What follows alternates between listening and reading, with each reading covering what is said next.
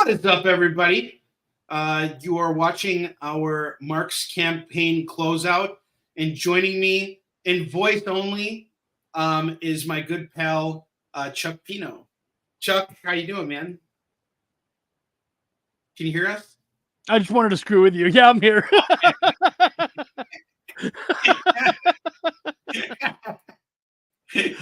I was actually going to screw with you or screw with the audience and like wait until like things like kind of got going, and then I was going to be like, God, like wait, you sound Are you there? Canadian. It's I didn't me, know God Henri. was from Canada. You know what? What a lot of people won't know is that this actually is not the first live show I've ever done shirtless. It's just the first live show I've ever done shirtless where you can't see that I'm shirtless. Well, fair enough. We can all use our imaginations, and that's Please do. Yeah, please use your imaginations. There seems to be something really weird going on with StreamYard today. I don't know what it is, but it's taking people a minute, and I am trying to like upload links for everybody, but for some reason it's not working on the Easton Shin comic book page, because like when I'm just putting in links for the Marx campaign. Let's see if that goes through. It looks like it just went through right now. So anyway, just a quick introduction, then we're going to get into this. So you guys are watching the campaign closeout. We're doing this a little bit earlier. Our campaign officially closes out in 9 hours, but today's Passover. I didn't realize this as I was going through with the campaign. I just wanted to do a 20-day campaign, and it so happens that Marx ended on Passover.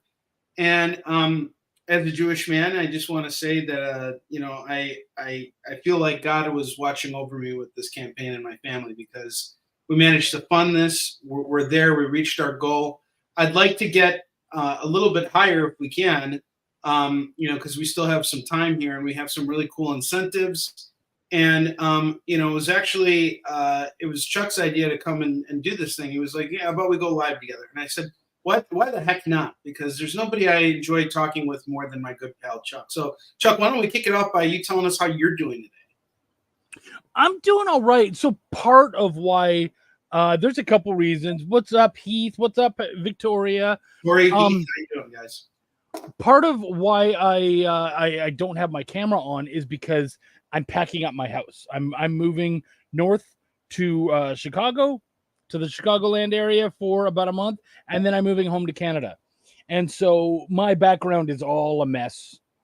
And I'm a mess because, the main focus is just on cleaning and getting everything ready. So yeah, I was just like, oh, whatever. It's a big change, man. It's like, yeah, that's a pretty, and I just want to say thank you so much for making the time to be here, because you got like, that's a lot of work. Like, moving sucks. I mean, thank you, but for me, this is a break. You know what I mean? Like, I get to stop and what's great about my partner, what's great about Wendy is that she understands that doing this stuff for me, it helps. It helps me to be able to chill out and hang out with people. I'm a very extroverted person, and so being alone, it's the worst. So yeah. Well, hey, Sam Quinton, yeah, what's Sam up? Quinton is in the house, my man. You got the creator of 12 Furious Tales. I wanted to just say, Chuck, the one thing I appreciate so much about you, just going back to what you were saying about, being here as a break. The one thing I really appreciate you, and I consider you're one of the best showmen I know in this game. Like, we both have shows on the Experience. You've been interviewing people, showing up on different streams and all kinds of stuff throughout the years.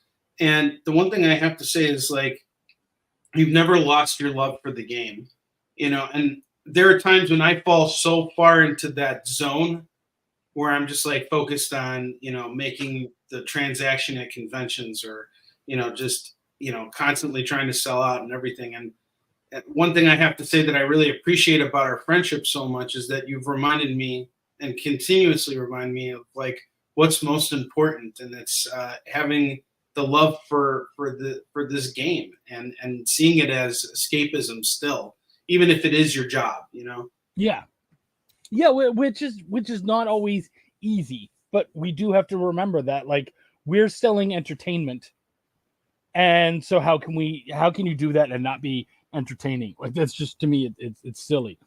And you know what, man, you inspire me, because everything to you, I'm, you know, the main reason I'm in this business.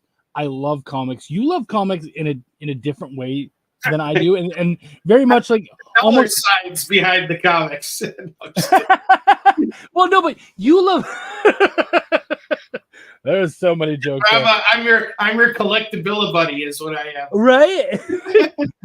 But you love comics in this huge way, and for me, I love comics because they're a way to tell story, and I just love telling story, and so, I love that. Oh, sorry.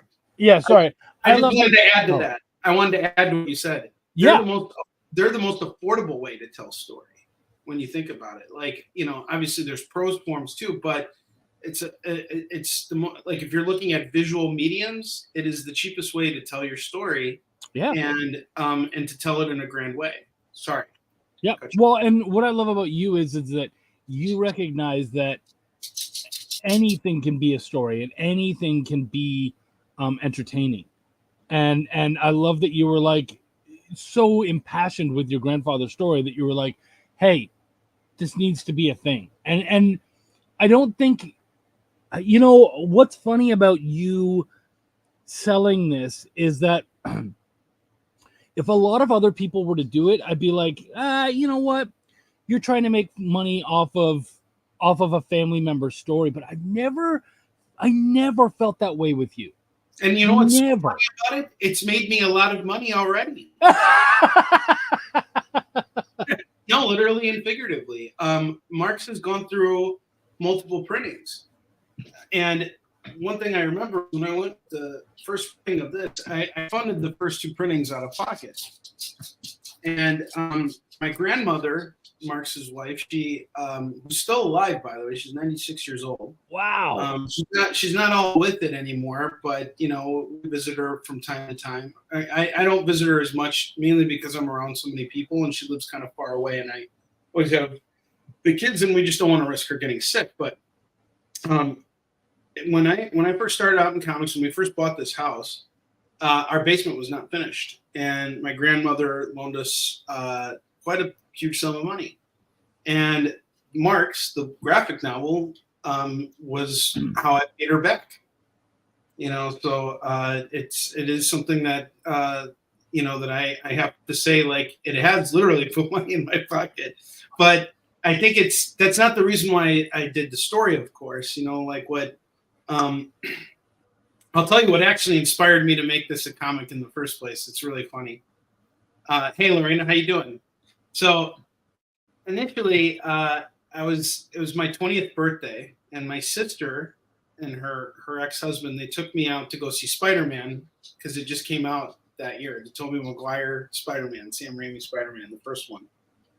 And at that time, you know, I was like 20 years old, and I knew I wanted to work in comics. I think we all know at some point when we're like younger that this is like something we want to do or something we want to pursue. And yeah, you know, my dream at the time was, I want to go write Spider-Man. I still have that dream. I still want to write Spider-Man. I hope I get asked to do that one day. That would be so much fun. Even if it's just a one shot, whatever. Just give me a Spider-Man story and let me run with it. You know, I would be the happiest person in the world. That would be like a grail. That'd be something to check off my bucket list. But you know, I remember my sister we were driving to the theater, and I'm like, yeah, you know, we're talking about the character of Spider-Man and just how great he was. And my sister always idolized my grandfather. She said, well, someone should make a comic book about Grandpa, which I laughed off at the time.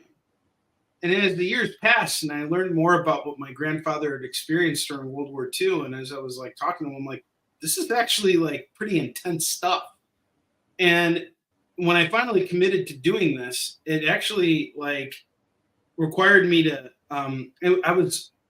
it was kind of like those hourglasses where like they just tip them over and you just start to see the sands Yeah. like going down. That's what doing research on this project was like, because my grandfather was like fading in and out of consciousness a lot of the times when I was finally able to record the stories. We all knew the stories, but you know how it is. It's like there's this movie Johnny Dangerously. There's like a prison scene where someone says one thing, and by the time it gets to and they whisper it, and then the next person whispers it to the next person, and so on and so forth. And by the time the final person gets it, it's a completely different story. It's like, everything gets lost in translation. Well, I didn't want to lose the translation. I wanted to get as much as I could from the original source, which was my grandfather, and I managed to record a lot of things that he told me. But one thing I realized too, I actually had given up at certain points because I caught him lying to me, or at least I thought he was lying to me. And at times he kind of, and it's understandable why. Like I asked him, where were you on May 9th, 1945? That's the day that Germany surrendered to Russia. He said, I was in Berlin that day. He wasn't in Berlin that day. He was in a Russian prison camp, probably with a gun to the back of his head.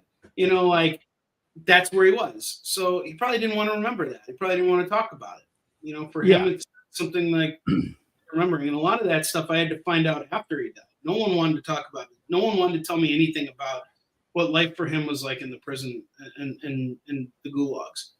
And the information I got was very, very like limited. I don't know what he truly experienced, the true horrors. I'm sure if he was still around today, I'm sure we would have a book. We would probably have a follow-up story of what his life was like in the gulag, because it was insane. And that's where he spent the majority of the war. He was there for like 5 years. He was only on the front lines for like, I want to say a year or two. And one thing that was really fucked up about it, my grandma was telling me at one point that if he never got thrown into the gulag, he would have died. He would have died on the front lines, because that's how many people were just getting mowed down on the front lines of World War II on the Russian side. Like it was fucking nuts, dude. Like there were bodies on top of bodies. There were entire towns that were just like completely destroyed, and people were surviving by eating animals and like their cats and dogs. Like that's what it was like. It was crazy. And the amount of bodies the only reason why Russia was able to win that war was because they had the bodies to throw at Germany. Like, just you think about that for a minute. It's crazy. There was no strategy. It's just like, give me all your sons and let's just throw them out on the battlefield, and we'll take some of your daughters too. Yeah. It's like everybody puts on a uniform, whether you have a weapon or not. Everybody puts on a uniform. It's nuts. The stories that we get. So interesting World War II story. We had a friend of the family who she was a child during World War II. And she was actually a German-born Jew who escaped Germany. They actually like literally walked across Europe, them and their family, and kind of like went from basement to basement sort of deal, almost like a gypsy train sort of thing, the way she explained it. And she would not talk about it. But the story that I got, which was very interesting, was I remember we were at my wedding, and my mom had made this amazing, it was some kind of like a poppy seed bread or some kind of seeded bread. It was so good. And just fresh bread. I don't know. There's something about fresh bread. And oh yeah, there is. Yeah. Yes. And so she, I said, "What, Paula? What'd you think about that bread?" And she goes, "Oh, no. I wouldn't eat that." I said, "What? It's fresh bread. Like, it's the most simple thing on the planet. What's wrong with that?" And she goes, "When we were on the train, when we were going across Europe, the only thing that people could feed us was bread. And so the only thing they were willing to feed us." And so she said, I basically subsisted on seeded breads for years as we traveled across Europe. And she said, so I have never had a seeded bread since. And I was like, really? And it's like, it's just small things like that. A seeded bread. Yeah. Yeah. I'm not So, just Marx. I'm GGL. No day is complete without a mention of Gigi Allen by David Moore, or anybody for that matter. Dan Price, how you doing? Chuck, I'm sorry. Go on. no. That was pretty much the story. Is just that something like a seeded bread, it would take her right back again. And so it's crazy to think about, someone like your grandfather who was in the thick of it, the kinds of things that probably set him off. Yeah, he used to like spoiled, like aged fruits. Like he would have bananas that were just like really fucking old, like they just need to be tossed out. And I think it's because, I mean, growing up in I wouldn't say I grew up in a Soviet household. Like my parents are very like anti-Soviet. Our whole family is anti-Soviet. My grandfather considered himself a communist, but in a different sense. Like he wasn't like he didn't agree with the governmental structure of Stalin's Russia, but the ism of communism was something that, like, and all isms sound great, like there's nothing wrong with any ism. It's until you see how it gets abused, and it's never actually been, no ism has ever been executed properly. It's always been like, as we call it, an experiment, But the thing about it is like there's a culture to it, and the culture is very much about not being wasteful, understanding that you shouldn't have much to look forward to, because there's a good chance things are going to get worse before they get better. And they're never going to get better, really. I mean, like, you should just always be prepared for the worst. And it's a really depressing outlook to have on life. A lot of my friends, like one of my best friends, we went to high school together. We come from the same background. She's Ukrainian Jew, just like my family's. Well, my parents are Russian. I'm technically Russian, but my grandfather was actually born in Ukraine. But back then it didn't fucking matter, dude. Like the Soviet Union had absorbed everything. Everybody was just Russian. That's it. Yeah. It was like, and it didn't matter where you were from. You were just Russian. Everybody was Russian until like the 90s, when there was perestroika and the Soviet Union collapsed. But going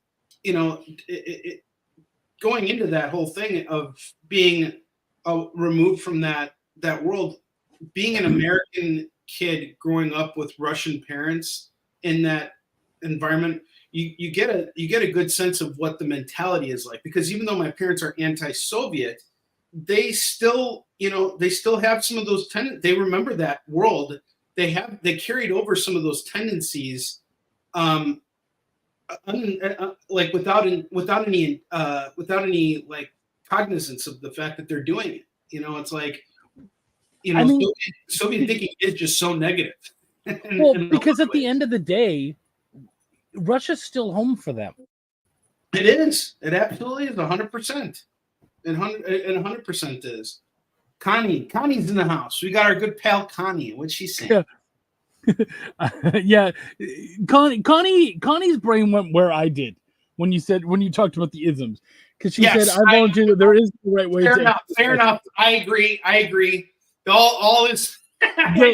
I just canceled myself. Right. The dark comedian in those me. Pledges go down. Connie, you're 100% right. You got me. You're 100%. I ain't arguing that. The dark comedian in me right away was like, well, there's racism, and I would actually say, living in the South, I've seen some people who do that pretty well. Most isms are okay when you look at just not those isms. So yeah, yeah. Oh boy, did I fuck that up, man. Happy Passover, by the way. If you're Jewish, happy Passover. Yeah. Tonight's the Seder. I didn't even realize. So what do you do for Passover? I'm actually having dinner with my parents tonight. And here's the thing: we're not a really religious family. Like, I got bar mitzvahed, and I've been to Israel for like this program called Birthright, like where if you get bar mitzvah, they'll let you go to Israel for 2 weeks, and then they're going to try and convert you to move to Israel to make Aliyah, which I of course didn't. I would never live there, though it is very beautiful, and I'd like to go back and visit again when it's not like a war zone. But it's a complicated life out there. I have a lot of friends that are actually Israeli, and you know, have come back and forth and things like that. But you know, as far as our religion and our family goes, we get together and we have dinner, and that's it. You know, my dad he's always fasted on Yom Kippur because that's a day of forgiveness. He always goes to synagogue. That's his day to like ask for penance for whatever it is that he feels like he needs to be sorry about, and I actually really appreciate that. My dad has always been very like diligent about that, um and I fasted on Yom Kippur before. I've just never been really like all I can tell you is ever since I was a little kid, my dad always fasted on Yom Kippur and he always went to synagogue on Yom Kippur. That was like the day for him. Dan, happy Passover to you too. My timing was impeccable. Happy Passover, Dan. Yeah, so tonight this is why we're doing this now, is because tonight I plan to be with my family, and I just I'm kind of like just letting the campaign end its run its course in the last few hours, but I'll still be paying attention to what's going on and everything, but I think as I get older, and I'm sure Chuck, you can totally relate to this. Like as you get older, you realize you just never have enough time with your family. Yeah, and that's certainly how I feel about my grandfather. Like there are times when I wish I could, talk with him again. Just have one more conversation with him. See you, Dan. Yeah. Go ahead. Yeah, great to see you, Dan. So what you're saying, and let me make sure that I got this right, is that you will not let the end of this Marx campaign just pass over. Is that what you're saying? Well, you see, here's the thing about it. I was thinking about what went into this campaign, right? Like what, and we all do this as creators. We all look at our campaigns and we think to ourselves, like, what could I have done better? What more could I have done to possibly brought in more backers, or to raise more money, and I think about all these things. But this is just, there's a reason why it's called Kickstarter. We're kickstarting the book. All right, this is just the beginning. Once I get out on the front lines with this book, I'm going to be selling a whole ton of copies of this, and I'm not even worried about it. The books are printed up, by the way, and they're being shipped out. In fact, if you guys don't want to see a little picture here, I can get you guys a picture of the books on the skids already. So they're still in China, but they're going to be heading out this week, I believe. And, they kind of have to, because I need to be able to get them soon. But, I'm happy, like stuff's heading out. I know I'll get the book soon. And, we'll get there. What I like about this is that you spoke earlier, and I found it interesting that your grandfather saw himself as a communist, but in a different sense. And I feel like all of us here right now are very much beholden to that sense of communism, because we're all here for Kickstarter, paying a premium. Like, let's be honest, it would be easier for anyone out there to get a book or whatever you get on Kickstarter way cheaper after the fact. But we're all excited to be on the ground floor and to help the people that we love and respect, and help the projects that we love and respect. I'm here right now. I have no part in this book. I mean, I know Henri and I work together an awful lot, but I had nothing to do with this book. But I'm here because I freaking love Henri and I love what he does, and I want to help this through. And all of you guys have done the same by buying the book, picking up all the different great rewards and whatnot. And so that's kind of that's a communism of our own, Yeah. Wow, you brought it back to the isms, and I love Connie's comment of never let a good dad joke pass you by. And hey, it's Earth Day too, so we ended our campaign on Earth Day.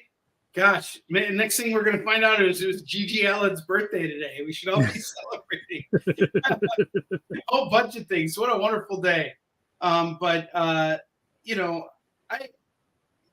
to Tori's comment about, it being niche, I don't know if it's niche. I was talking with Chuck about this before we went live, actually, and I want to say something about it because I'm not ashamed of it. But I was having a conversation with another creator yesterday, and they told me, I was biting my tongue about this, Honorary, but I think that cover is just really going to push a lot of buttons right now because of what's going on in Russia.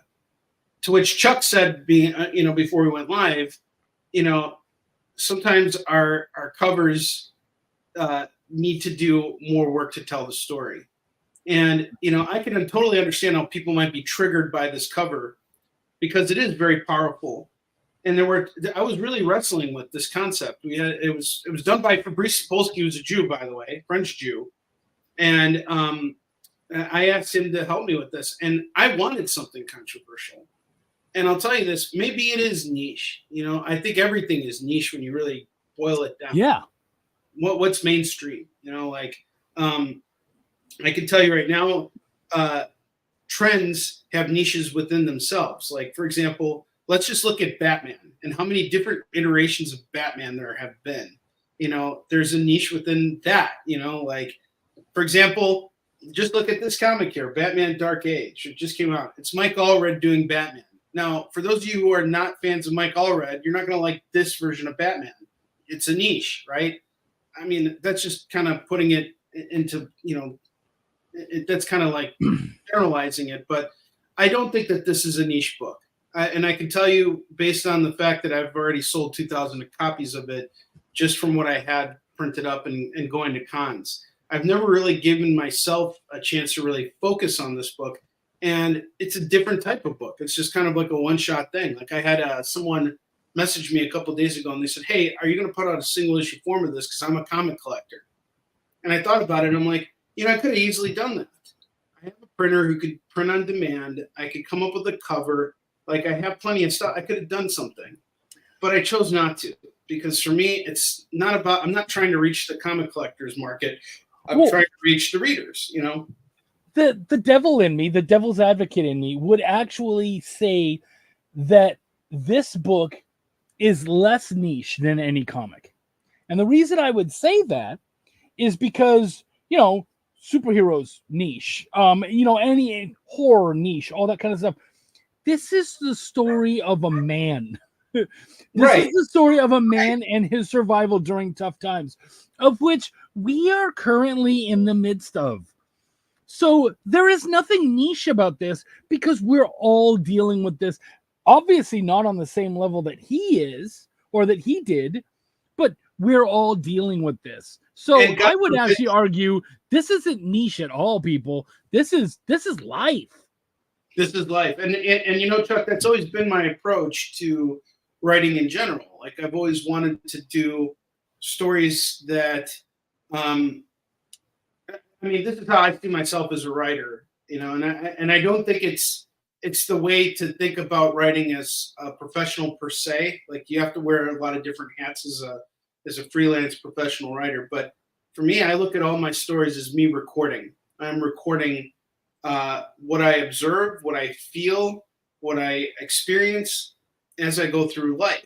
And and the stories that I choose to turn into comic book form are the stories that I feel, I want to tell in that format. But, I don't know how people are going to perceive it. And I don't know what's going to happen as, I put it out in the world. You and I have had many conversations about that, about writing from the soul. And I get it. And that's not to say that anybody who's working at, say, Marvel and DC isn't writing from the soul. They absolutely are. But, they're doing it with kid gloves sometimes, or they're doing it because someone's watching them and they got to kind of do certain things. Like, there was an article I saw yesterday pop up that Zeb Wells was given the order by Kevin Feige to kill off Miss Marvel and Amazing Spider-Man 26 that came out last year. Stirred up a lot of controversy, pissed off a lot of retailers. Pissed off a lot of fans, too, because it just happened out of nowhere. Like, it didn't even fit the story. And, I think if Zeb Wells would have been given the ability to tell the story he wanted to tell originally, we would have had a very compelling comic. But there was some greater agenda that needed to be made, that, you know, it trumped telling the story. So I think Zeb was doing incredible work with Spider-Man leading up to that moment. I mean, it was just, it's still a really compelling book. But because he was given this order to like suddenly kill off a character that's not even in the book, it kind of changes the dynamic. See, that kind of stuff doesn't happen in independent comics. We don't make those kind of decisions. And if anything, I was hesitant to use Fabrice's cover because of the controversy with it. But ultimately, I just decided, you know what, the hell with it. This is going to sell a lot of books, and I know it's going to sell a lot of books. Just like you said right now, this is everybody's opportunity to be a part of it, you know, from the beginning. You know, to get it, to help the project come to life. That's why we're here. You know. Yeah. Dave Dubs in the house. What's up, brother? Good to see you, man. Got a nice full room in here. I'm pretty happy with this. Most people don't usually show up for these kinds of shindigs, you know? No, well, I mean, yeah, and I get it. That's why, like, it's funny. I have people, and I think you and I have this conversation too. I'll have people talk to me, and they'll be like, "All right, so I want to launch my my Kickstarter. We're gonna do a launch party. We're gonna be live." And I was like, "Don't do that. No, it's gonna be great." No, it's not. Well, why not? Because what it becomes is a telethon. Because I've literally watched, it's bad. I've watched some where, dude, you can see the people who are live running and quickly throwing in their, you know, like throwing in their jumps, like they'll jump on the Kickstarter and put in their orders, and sometimes even order big because they feel bad that this thing is floundering. Tori's the best. I wasn't gonna show up, but I love you. And it's brutal, dude. It's brutal, and so that's why I always tell people celebrate. Yeah. Don't try to open with it, because it's just it can work certainly if you're good with this, and this is something. But if there's any doubt as to how your Kickstarter is going to start, do not start with a live show. It's a bad idea.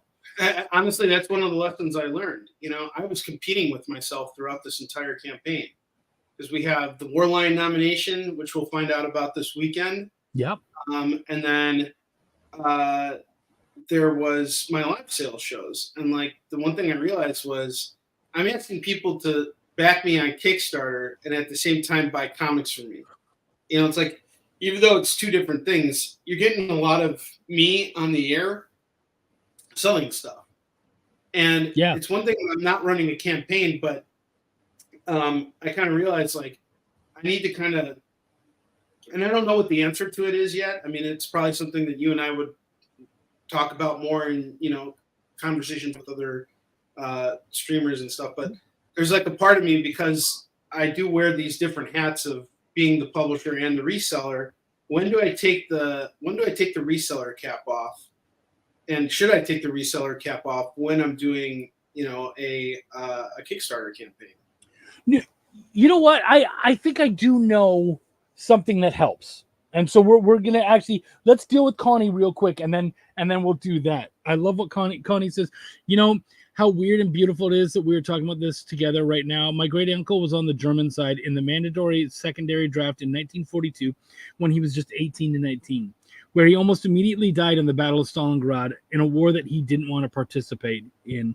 And Stalingrad was fucked up, man. Stalingrad was fucked up shit. It was crazy. That's where Enemy at the Gates took place. That was crazy. Yeah. So when you say, you know, like, I feel bad because I'm asking for money here and I'm asking for money there, blah, blah, blah. I say the answer is actually quite simple. Okay. And that is when I've done that, I remember there was a month where I was literally on Kickstarter for 3 big books for me. It was Belial 3, it was Essence House the novel, and it was Cthulhu Invades Oz, I believe it is. And I'm pushing all 3 of those books big time, and it was a lot, and it was always about me.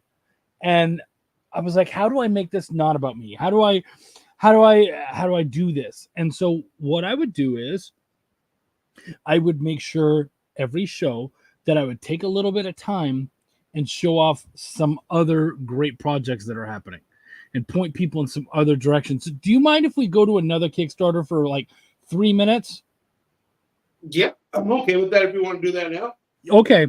So yeah, what is if it? you want to look up Broke Down and 4 Dead Bodies. Oh, yeah. Travis's campaign. Let's talk This about is my dude, Travis. And I'll be honest, it's very slightly, incredibly slightly about me. But Oh, really? I got to write one of the stories for this. Oh, wow. It's Broke Down and 4 Dead Bodies is basically a crime-fueled comic about 2 guys who get stuck with 4 dead bodies in their car. And it's an absolutely high adrenaline, crazy crime book. And this one, Broke Down in Canyon City, is basically an anthology that creates stories about a bunch of the main characters inside of it. And I was lucky enough to do one for the head of the biker gang that's in Broke Down and 4 Dead Bodies. That's awesome. And what got me going with that was I think it's actually coming up pretty soon. Here it is, Boneyard, yes. Yeah. And so what a lot of people won't know about me is in my time in Texas, I have actually worked at a lot of biker bars as a cook. And those guys love me, but boy, what they do is scary. And so my story actually was inspired by a joke, a really funny shirt. Well, funny to me, obviously there's some not funny stuff. Thank you, kiddo. That goes along with it. And so what it is I was serving someone some food and I saw he was a biker and he had a shirt on. And for anyone out there who knows, dressing up the dead body, yeah. So anyone who knows that usually when a biker is riding, his woman will ride on the back, and they will call that riding bitch. Because the bitch is on the back. Yeah, right. Obviously, ladies, I love you. Chuck would never think of you as a bitch, but that is the way it is in that world. And so he had this hilarious shirt. Yeah, I love that. He had this hilarious shirt that said, if you can read this, the bitch fell off. And I laughed. I'm sorry, but it was such a funny shirt. And that got me going. And so I created this thing called Bitch Rodeo. And what it is it's a motorbike gang where they, with the sissy bar, yeah. I would have training wheels on my motorbike. But they,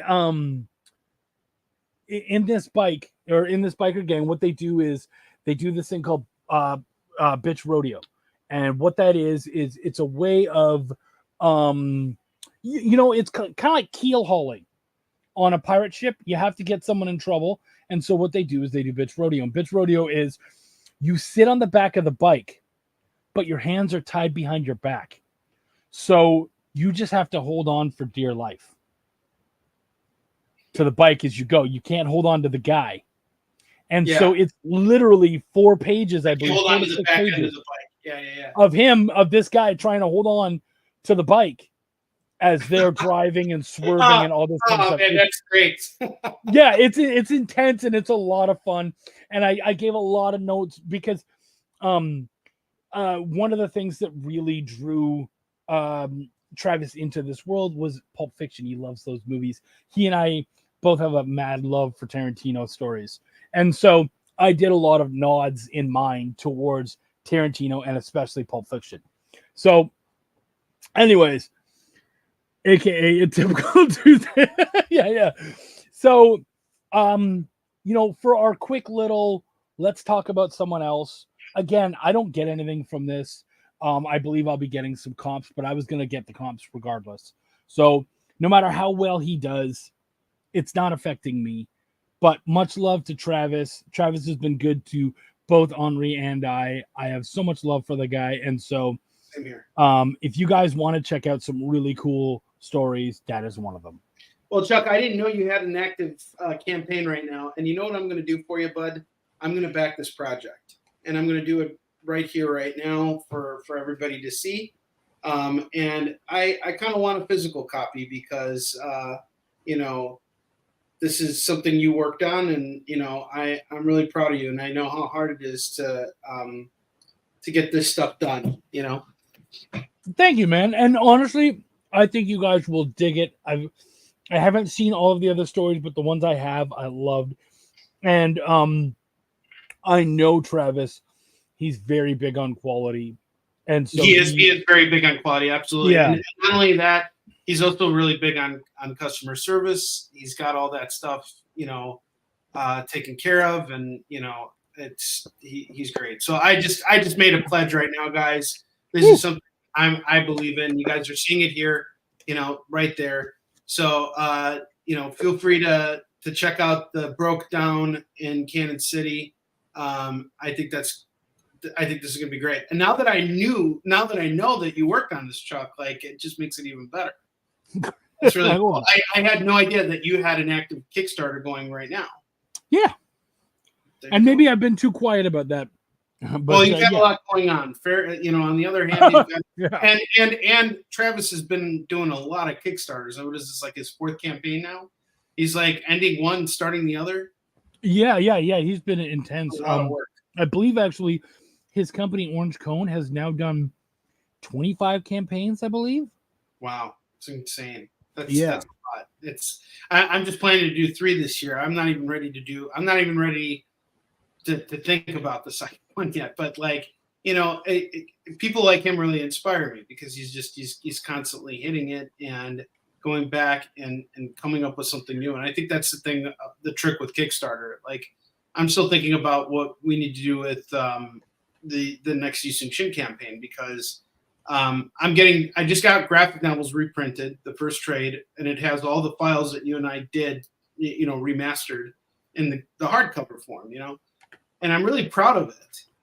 The problem is like, how do I take this back to Kickstarter? I mean, that book has been around. There are a lot of people who've already gotten previous editions of it. Like, there's not even a new cover for it. And I almost feel like if I'm going to go back to Kickstarter with Yusung Shin, it's got to be with the new book. And it's got to be when the new book is done. And that's actually something you and I are going to be talking about when you come out to Chicago next month. Yeah. Well, and you also have War Lion 2, which is done. Yeah, that's definitely we're definitely going to do that. That's another book that we're going to want on Kickstarter. And of course, we're well into to issue 3. So yeah, man, just a lot going on and a lot that you could be doing, but this was important. And I love that you made it that you've done it and that you've made it important. Yeah. I think it's. I don't know if I go back to Mark or if I go back to Kickstarter with Marx, it'll be for a reprint and we'll do another cover. That's just something I kind of realized.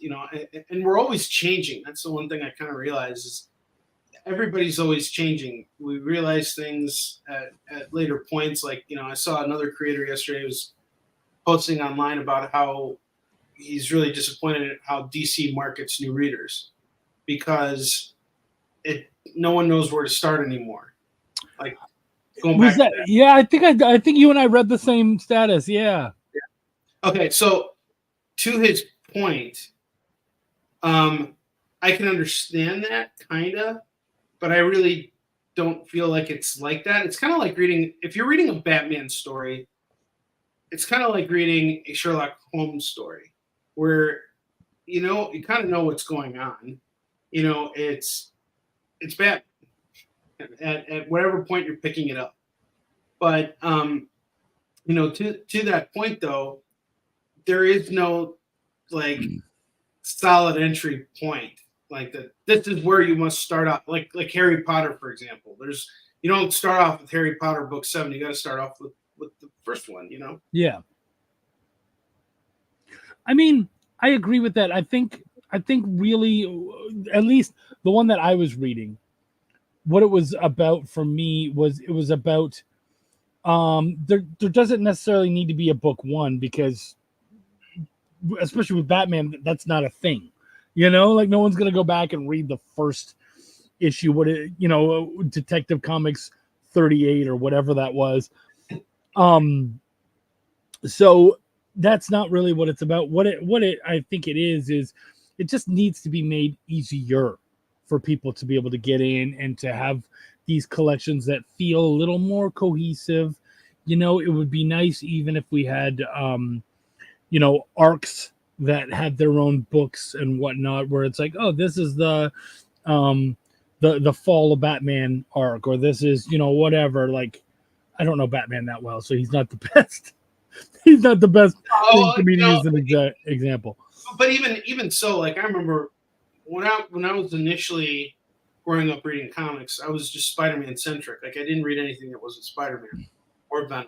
And then I eventually moved into Spawn. I tiptoed in Spawn. But like you couldn't get me to read an X-Men book. You couldn't get me to read Daredevil. You couldn't get me to read shit. Fast forward 10 years later, I get back into comics, and now I'm like, okay, I'm older now. I want to see what else is out there. Start dabbling in Daredevils, Batman, Wolverine, all these characters. And what ended up happening from there was when I inserted myself into the world of Batman and really started reading Batman stories, I was going for the arcs. Everybody's like, you got to read Dark Knight Returns. You got to read Killing Joke. I don't think accessibility is the problem. And I can certainly tell you that retailers do one hell of a job. Most good retailers, I can't speak for every retailer, just like I can't speak for every ism out there. But, most retailers have to work really hard just to stay in business. So the customer service that you're going to see in most shops is going to be pretty spot on.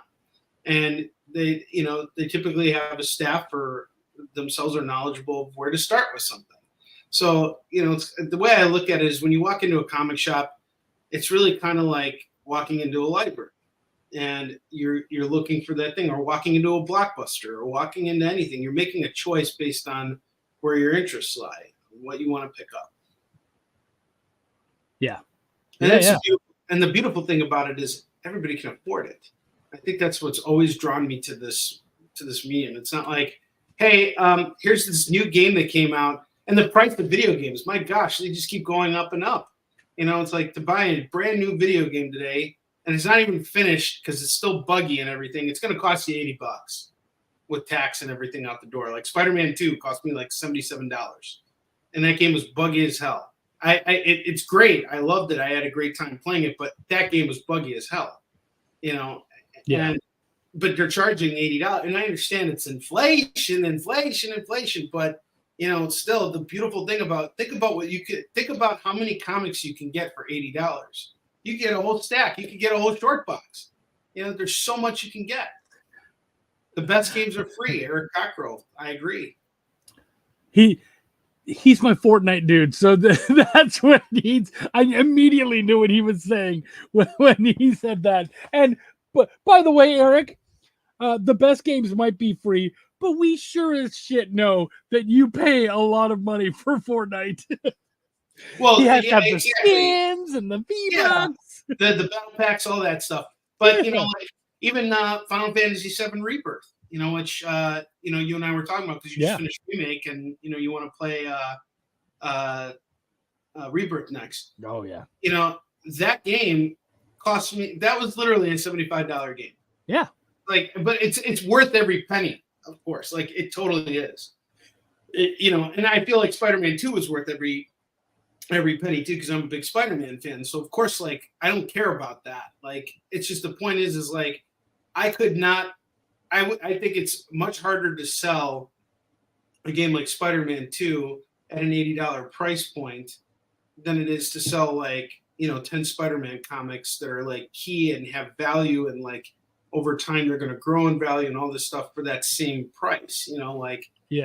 I guess that's the that's the collector in me. But I'm really enjoying that Fallout show. What episode are you on now? Done. Oh, you're done. Okay. Oh yeah. yeah. I just started loved the it. third episode. It's so freaking good, man. Oh yeah. No, it's an absolutely awesome. And you know what has me excited about this is that as we're talking about video games, is that you know for the longest time, video games in the medium of TV and movies, they were cursed. Like let's be honest. Yes, totally. There was nothing like people just did not know how to turn a video game into a movie. And I think actually comics were that way for a long time too. Both of those mediums were kind of cursed. See that Fantastic Four movie in the 90s? Or or the Captain America movie? Well, I mean, you think about it before X-Men, which a lot of people will say is the movie that really blew up comic book movies in a lot of ways. Yeah, they did pay a lot of attention to detail. Oh, even more than you might know, especially as I'm a not fan. even a fan of the video game, and I want to go play the video game now because it's just so damn good. The video games are ridiculous. I love them for their stories and everything. But they're immersive on another level. You know, it's like I just don't have the time to do it. It's either like, do I make a comic or do I invest myself in Fallout? You know, it's like and that's really honestly the dilemma I'm facing with Final Fantasy VII Rebirth. It's like, do I write more? I'm literally facing that question. Like, do I write Warline 3 or do I play Final Fantasy VII? Right. The Borderlands movie is not out yet, but like we're in this new genesis of great video game movies and TV shows. Fallout is one of them. Dude, The Last of Us. Hello, like that was an amazing. I never saw it. Oh my gosh! You know what, dude?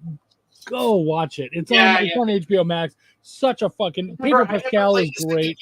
I never played the second game either. I played the first one, and I thought it was pretty good. I've just never been a big fan of their of the Naughty Dog games. Like I played Uncharted 1 through 3. I really liked Uncharted 2, and then I played The Last of Us, and I'm like, you know, this is okay.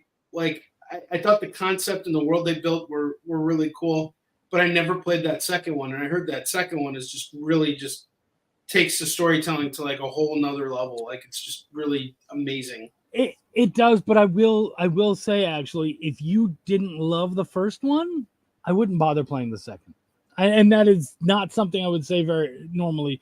I fucking loved that first one, and so it made the second one much better. As a storyteller, you might like it because what's brilliant about the second game is that it really is two sides of the same coin, in that you start and you're mostly playing as Ellie, and then halfway through you realize the people that she's been fighting all along are people as well, and they have their own side of the story, and so you then get to watch their side and fight and play as them, going up against Ellie and the people that she was against and whatnot, and really seeing the two stories collide. And so as a storyteller, yeah, it is brilliant. It really is cool. I dug it. You know, as students of stories, I think we always need to take notice of that. And speaking of that, I had something I wanted to show you real quick. Yeah. This is what I got up for. So hold on. Let me just get here. Have you ever read this Wolverine Weapon X run? No. You have to read this. I'll read it when I'm at your place. Yeah, I'll just kill it. You have to. So I found these in the dollar bin. I bought them for me because I was like, holy shit. So it's Jason Aaron, Yannick Tackett. Oh. And I just saw Yannick. Him and I were we were at what's it called? At the convention together in Cleveland. It was like just a couple booths down from me. We had a conversation. I should freaking have him sign these, you know. But so what happens here is Wolverine wakes up in a mental asylum. He's in an insane asylum, and this guy is the guy who's heading everything off. You don't ever see his face, and Wolverine is stuck there. He has no memory of who he is, and he's like piecing everything back together. And how he got there, how everything happens, it's just really freaking well done. It's just a 4-issue run. I don't know if they ever revisited the character again, but this takes like the villain is kind of like the Joker and Hugo Strange combined into one villain. And I love Jason Aaron as a writer. I love his he's stuff. great. Oh my god, he's done some of my favorite stories. You know, Scalped was great. Yeah. And, got the Goddamned. That was another good one. He had a really good. I loved his run on Ghost Rider back in the day, which was really phenomenal. I enjoyed. Actually, I never came across that. It was really good. I loved it a lot. In fact, he actually went up against this dude who was an outright Christian.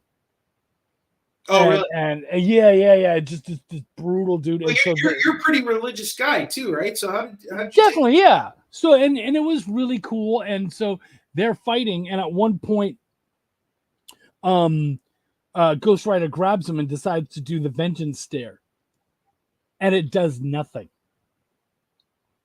And Ghost Rider's like, "How that's not possible. No one is immune to this." And he said, "I am, because I don't feel bad about what I did. I did it for the reasons that, like, I believe in the reasons why I did all the terrible shit I did. So you can't hurt me with that, because I don't care." And I'm just like, oh shit. Like, that was just another level for me. Yeah, the Doctor Strange run. I've also heard really good things about that. Yeah, and Mighty Thor. Yeah, I heard. Yeah, absolutely. Well, Mighty Thor, we got Gore the God Butcher thanks to him. You know, it's like, yeah, so much great stuff. Yeah, see you, Eric. Good luck with your campaign too, brother. Feel free to drop the link again if you want. Eric's going to be on Kickstarter. I believe the 2nd of May, or very early in May. That's my birthday. Yeah, you and I have, our birthdays are very close. We're actually going to be hanging out for our birthdays on the 4th. Oh, that's awesome. Yeah, on the 4th. When is your birthday, Chuck? The 6th. Oh, no shit. Okay, cool. So we'll celebrate. Yeah. So Chuck is actually coming with me to Free Comic Book Day. I just heard back from my retailer, so they got there's a table for you. Woo, yes. And like we're gonna go and just sling our stuff. I'll be doing a live stream, probably like a 4-hour long live stream. Chuck can, tune in and say some stuff, help us move some books. And I'll bring in a small collection, and, we'll just kind of go back and forth. We're going to be at North Shore Comics out in Northbrook. So my local comic shop, I would say he's the comic shop of secrets, because you walk into a shop and you just see two big, what are they? Racks, not racks, but where the new stuff goes. Shelvings, where he has all his new stuff, and he has a dollar bin right up front. But most of his comics are not on that floor; they're in a different area, and he just brings them out when he's ready to bring them out. Someone calls up and says, "Hey, I'm looking for a bunch of old Spider-Man books." He'll be like, "All right, here, I'll go get that Spider-Man box." Yeah. And then just bring it out, because he works the shop alone. So what he does is, that strip is kind of like,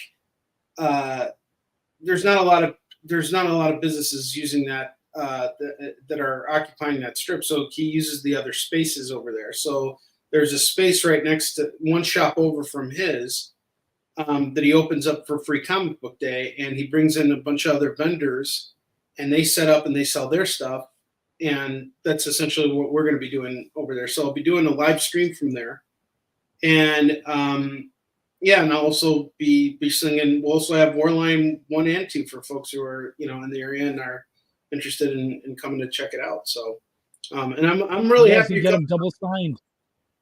What's that? And you guys can come out and get them double signed. You guys can get, I'll tell you right now, no one has had a chance to get any Warline 2s double signed yet. So yeah, this is pretty exciting. And man, this is going to be a pretty big week. I mean, I'm sad to kind of see this campaign end. And one thing I want to mention, I wanted to share with everybody was some of the rewards that we have left, because we still have some original art that we're showcasing with this campaign. from Dan Doherty. And Dan Doherty did 2 of the chapters in the book. He did the middle chapters of the book. And I'm trying to see where I can get to the updates here so I can just show you guys the images. But he worked on two parts of 2 chapters of the story, and it was the middle part of the book.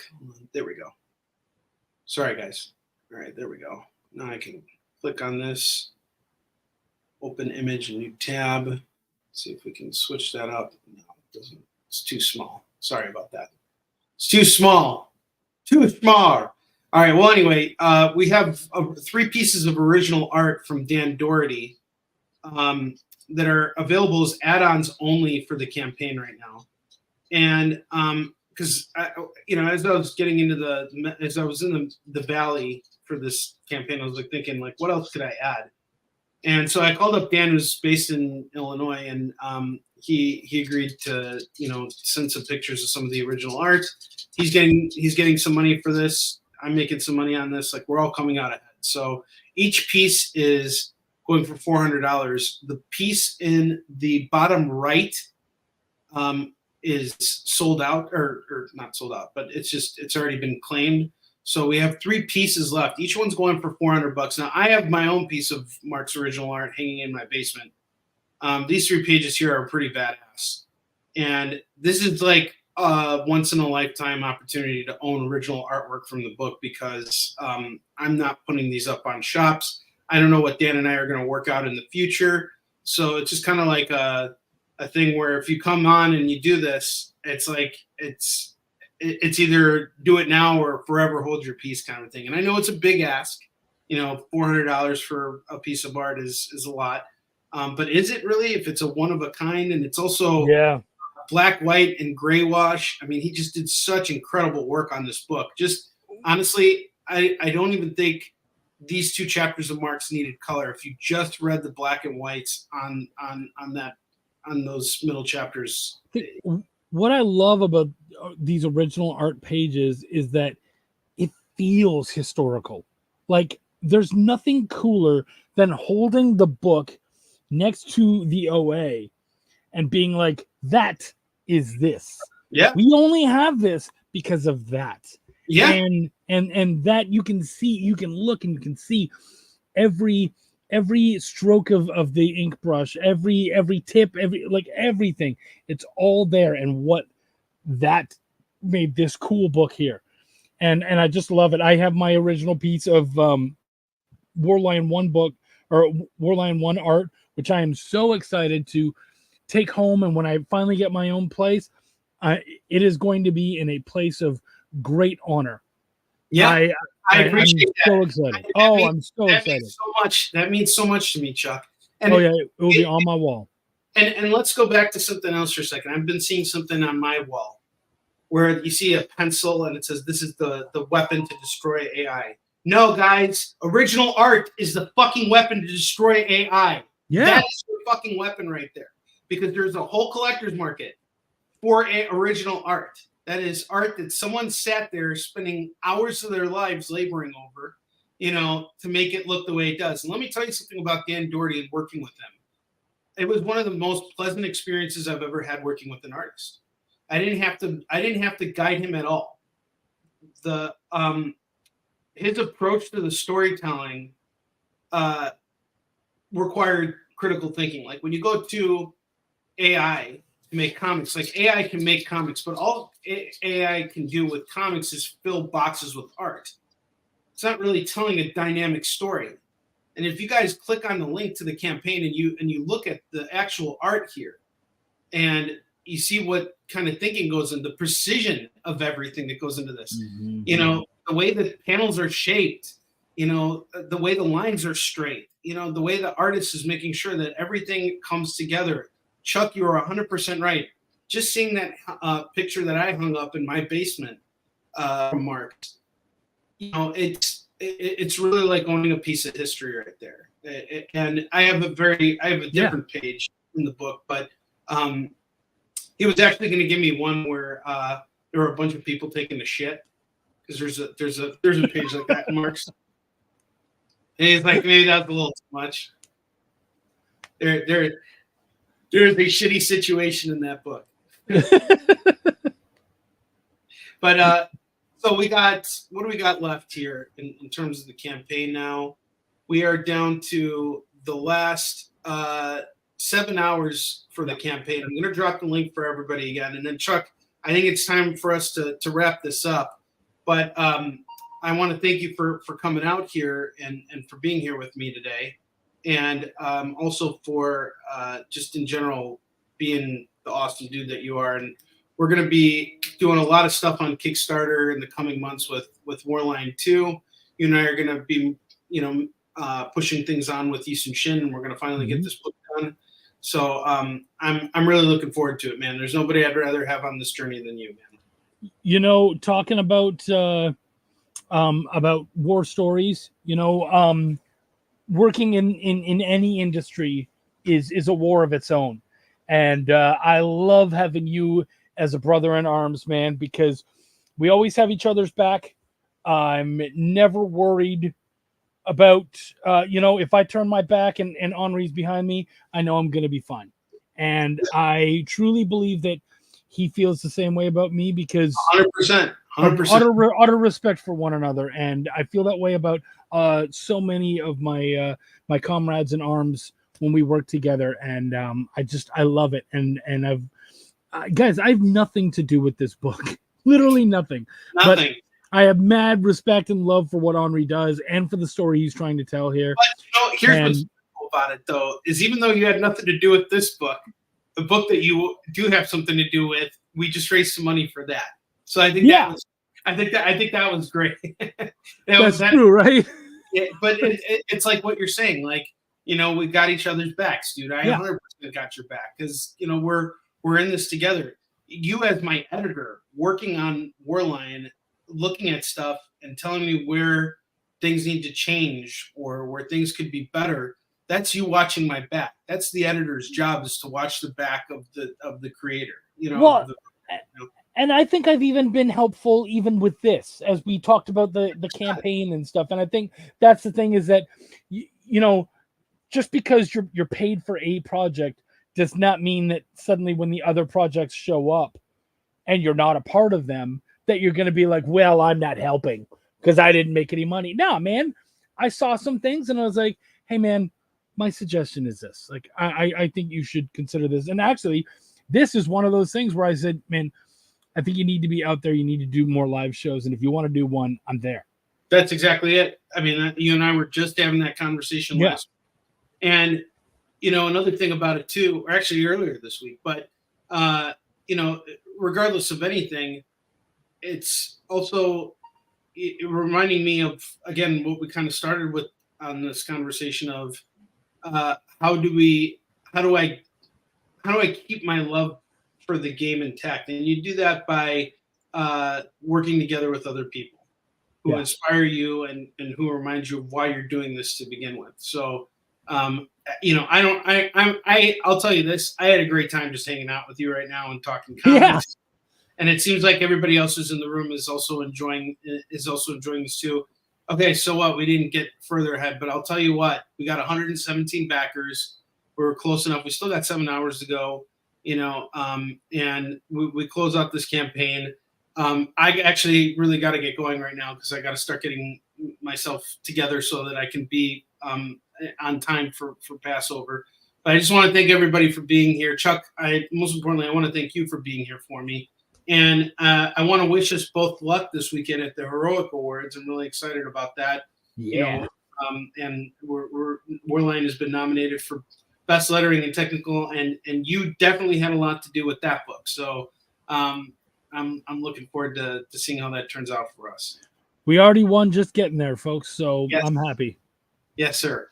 All right, guys. We will see you guys later. Happy Passover to everybody. If you're not Jewish, I hope you guys have a wonderful day regardless. So take care, everyone. We'll see you later.